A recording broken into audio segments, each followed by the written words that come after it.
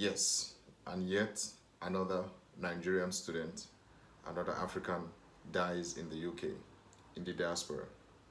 How many more of these will have to happen before we begin to tell ourselves the truth? Welcome, guys, to Afrodution TV. My name is Chuku Edo. I remain your host.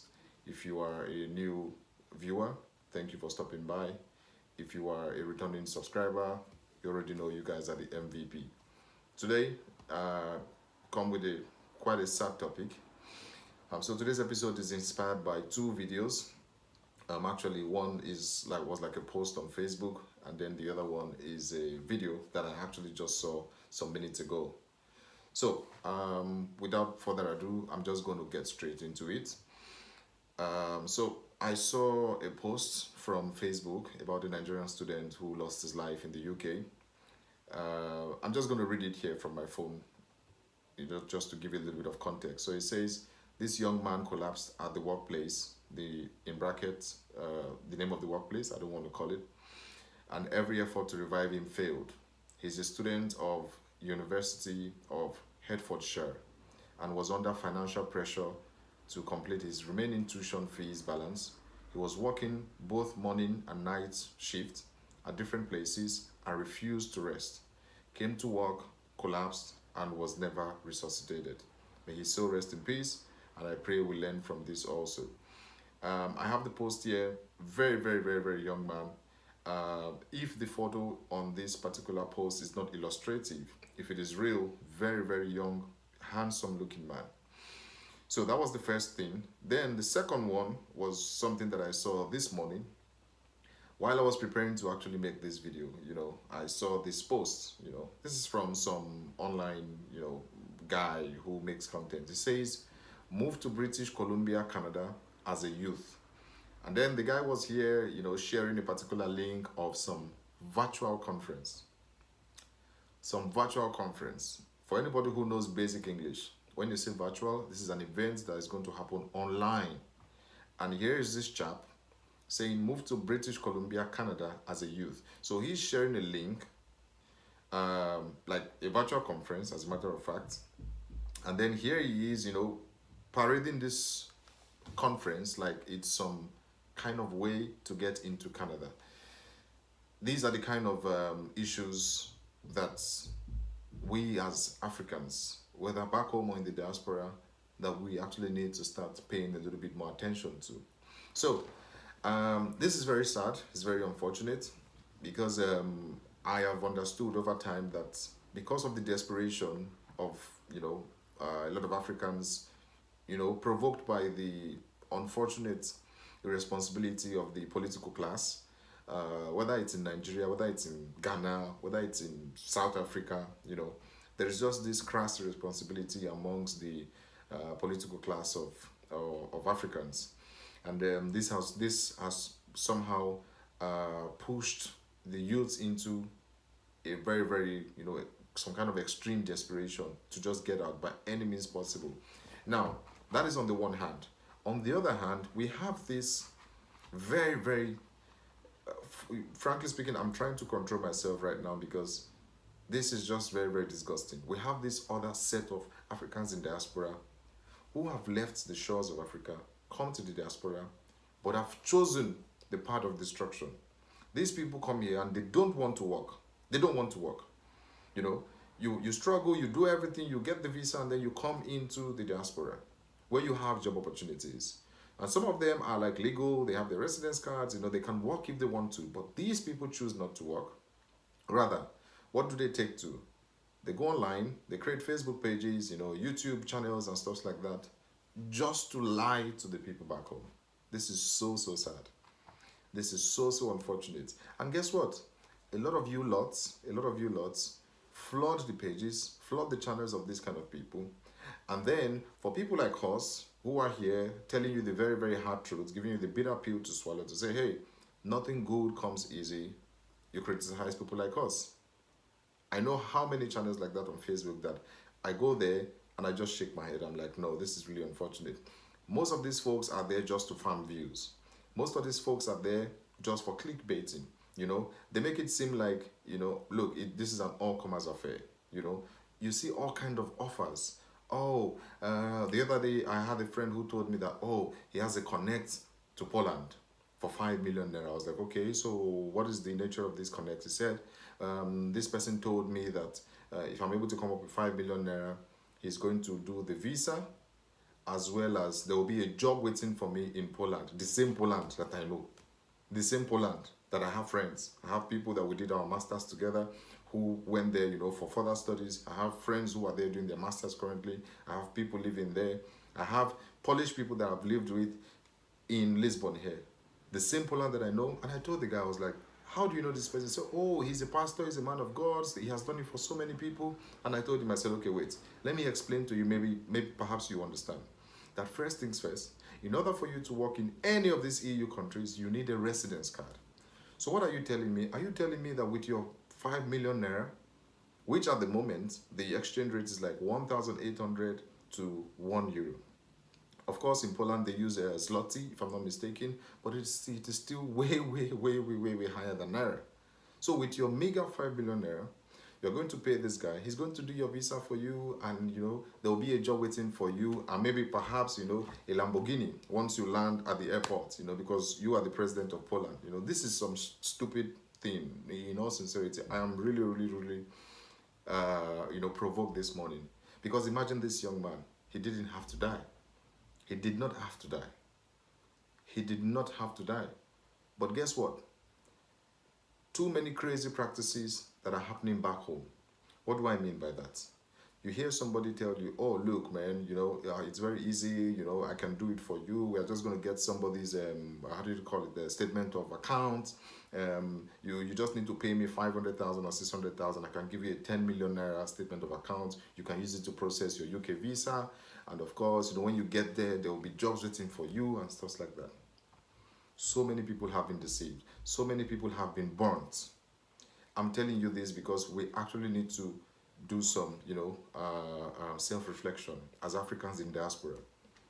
You know yourself, if you fall into the category of people who lie to Africans back home with your lazy ass, you are in the abroad, you are in the diaspora, you refuse to work, your job is just to lie to those people, transmit, a very, very false narrative to those people, just so that you can take their money, and then with that money you can use to sustain yourself in the diaspora. You're going to meet your Waterloo very soon. This is so, so sad. Imagine a young boy like this. Look, I don't know this guy, and frankly speaking, condolences to his family. I'm sure that by now the family would have been thinking of so many things. Maybe, perhaps, we shouldn't have made that move and all that. But hey, unfortunately, it's regret, and regret is stronger than gratitude. It's just human nature. But we have to actually start telling ourselves some very, very difficult truths. We need to start having these very, very difficult discussions. This is so shameful. How the hell do you leave Africa? You come all the way to the diaspora, and you realize that, look, a lot of these people back home are very desperate. You capitalize on their desperation, on these vulnerable people. You collect their money, and then, you sell a false narrative to them. And somehow, some of them, sometimes they pay these very heavy monies. Of course, I've heard so many cases, of course, in the UK. The UK seems to be like a very, very regular thing, where people collect money from those back home. And then, of course, somehow they help them. They get into the UK, and then they tell you, look, bro, there is no job anywhere. We just did this in order to help you to come into the country. And they promise you like a care job and things like that. Sometimes they don't even come to the airport to pick you up. And then you are there. Now you're in a new country. You've thrown everything that you have back home. You've thrown it away. Now you have made the move. You're in the country. What next? Now you start from ground zero. Desperation sets in. Every day you wake up, you suffer. Wondering if you made the right decision. We need to start talking to ourselves as Africans in the diaspora. Look at this guy. I don't care who this guy is. This is a pure charlatan. There is nothing anybody can tell me. I know, there are so many. I just don't want to call names. I see a lot of these guys on Facebook, move to Canada with 3 million naira. There's this other funny guy. I'm going to call his name anyway. His name is MC Akonuche or something like that.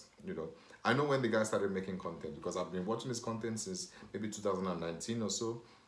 I think he started like around that period, maybe during COVID, The guy makes the most ridiculous kind of how do you call it?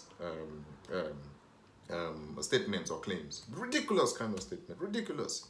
You know, recently I think he started sharing some kind of how do you call it? Some kind of affiliate marketing network. You know, with people on his page. Man, Nigerians are gullible, man. Nigerians are gullible. Like in all sincerity, and this gullibility actually stems from the desperation. So I understand from the perspective of those back home. You know, they are desperate. You know, it's like somebody who is about to drown, and then he or she feels some kind of, you know, some kind of tree branch. They are going to hold on to it. They don't care how strong or soft it is. This is the case. But I think the responsibility falls on us as Africans in diaspora to say, no, we are not going to do this to our people. That we are not going to do this to our people. I know a lot of people, a lot of my friends who have told me, oh, I would like to travel out and stuff like that. And then I give them the information. But the problem is that the information is in conflict with the majority of the information they get out there, and then they feel like, this guy is making it seem as if it is difficult just because I decided to be truthful with them. Imagine somebody reached out to me. This was sometime in 2020. A friend of mine, very very good friend as a matter of fact, and then he told me, he said, Omo bros, this country don't time you, everything know the work, you don't time me, I no want hear anything say the country. And then I said, okay, so what do you want to do now? And then he told me, he said, I won't come out for the country. I won't come out for the country. I was like, okay. I mean, it's not bad, but, you know, what are you thinking to do? You want to come and study? You want to come and work? He was like, bro, me, I'm not ready to study. Which head I want to read book. Me, I just want come. I was like, relax, bro. It doesn't work like this. You need to plan, and then you need to choose which of the routes that you're going to use, because that is going to determine the document you submit to apply for your visa. And then I asked him, I said, okay, so like, how much do you have? Guess what? My brother had about 250,000. This was in 2019, very about, I think so, 250,000. And then I told him, I said, bro, make I tell you true. This money no go anywhere, frankly speaking. And he was like, no, but there was this other guy, you know, he went to South Africa, and he paid whether 600,000, something like that. The agent helped him, this. And I said, okay, in that case, why are you talking to me? Talk to the agent. I told him, I said, bro, if you have 250,000, you need to start thinking, okay, how do I double this money? Okay, do I need to upskill? Is this something that I can start like a, what do you call it? Like a second-hand clothing business where it's easy for me to at least make the first purchase with the 250,000. If I sell, then I can, you know, restock, repeat the process. When I build enough capital, then I can think of traveling out. People don't like this information. They don't want to hear this. They don't want to hear this. And then I asked myself, bro, okay, eventually, let's even imagine that you get the visa. And I asked myself, how are you going to survive the first 3, 4, 5, 6 months? And then he told me, he said, bro, if I reach there, I go German. I go German. Brothers and sisters, it is from the German that most people lose their lives. It is from this same German. A lot of these people were told back home that, hey, bro, it is not as rosy as you think. Don't believe everything you hear from the mouths of these people who just want to farm views. Don't believe everything you hear from the mouth of these people who are not doing anything in the diaspora. They are just waiting for you to fall into the trap so that they can take your money. They're going to fleece you, you're going to lose your hard-earned money, and you're going to regret it. And I promise you. Because a lot of these people don't give a hoot about you who is back home. People like us who have a legit calling to say, look, we are going to give the authentic information to people back home.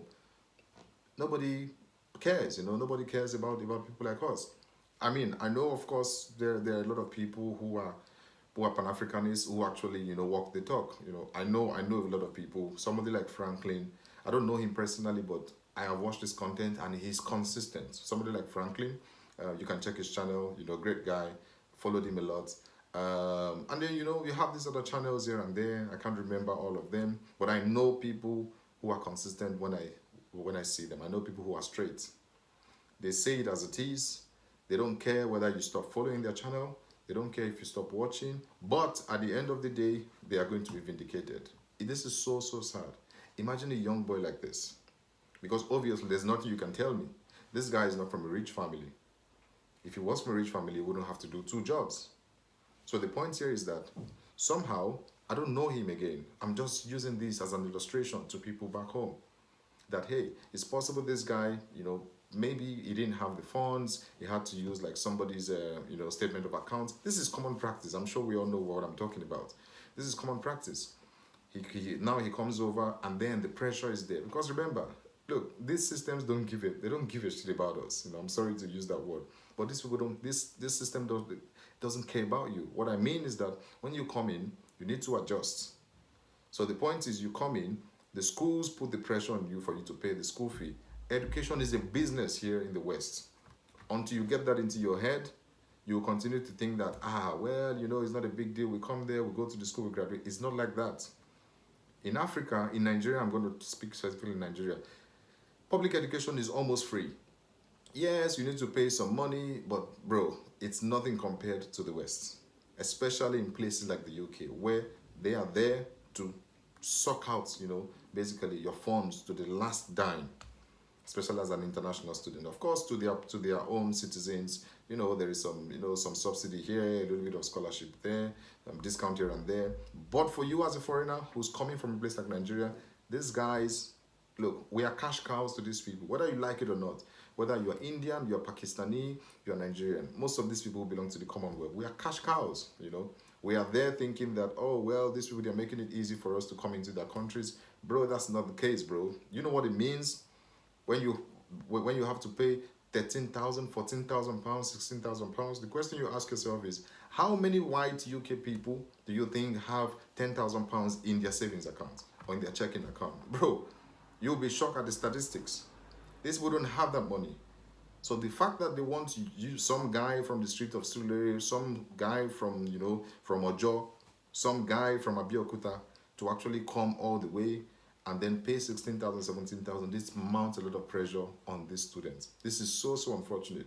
I can't remember, 11 months ago, 12 months ago, there was another one of a caregiver, a Nigerian student who was a caregiver who was found unresponsive in her room, I think, something like that. There are so many cases. Perhaps you watching right now, perhaps you even know one or two people who have lost their lives in this process. This is so sad.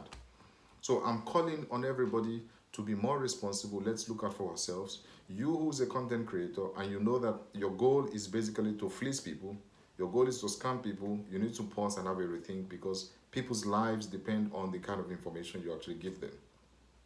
This is so, so sad. This is so unfortunate. Imagine this guy who is sharing information about an online conference, but Nigerians are so desperate. Nigerians know they hear word. Nigerians know they hear word. Nigerians know they hear word. Nigerians know they hear word. Nigerians don't listen.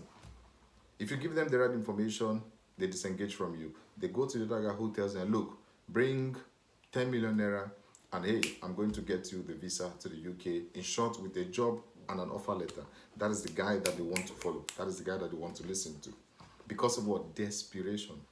Not because they don't have access to the right information. No, they choose to ignore that information because they want that information that somehow is in conformity with that desperation to cross over. I mean, what does it benefit you to cross over and lose your life? What does it benefit you? You cross over, you struggle, you borrow money sometimes, you get loans, you cross over and then you lose your life. And then eventually what happens? The family you are trying so hard to actually, cater for, what happens? Now they have lost you. You have put everybody in pain. You are gone. There's no coming back from that. Every other person that you've left is in misery. So please, we need to tone down on the desperation.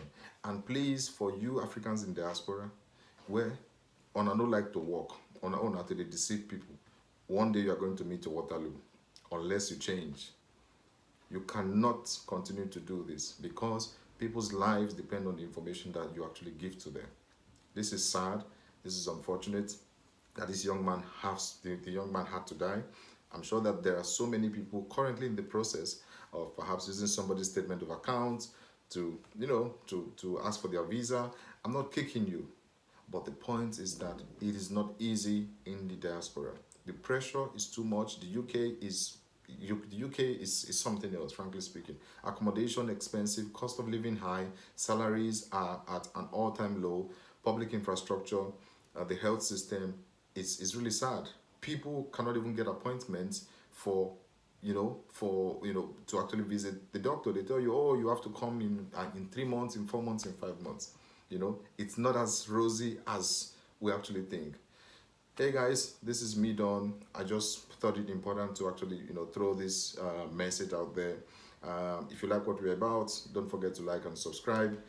It's unfortunate that these kind of things happen, and I'm hoping that at least we can continue to look out for ourselves. And it's absolutely okay if you need a little bit of more time to gather some more money so that you have something to fall back to during the first 3 or 6 months in your journey in the diaspora. I wish you guys all the best, and I'll catch you on the very next one. Peace.